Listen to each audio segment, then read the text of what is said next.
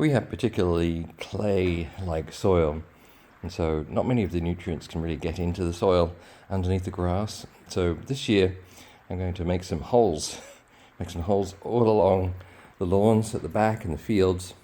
And for this I need this aerator. So you can watch me put it together.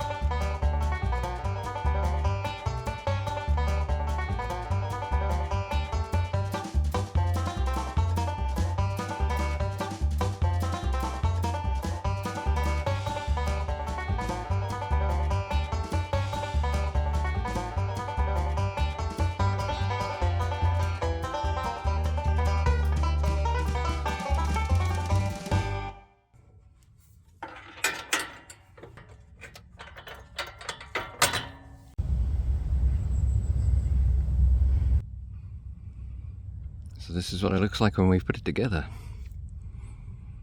There's a little handle up here and space to put weights on. The handle at least allows me to put it along on the wheels until I need to dig into the dirt. Alright, so put this down.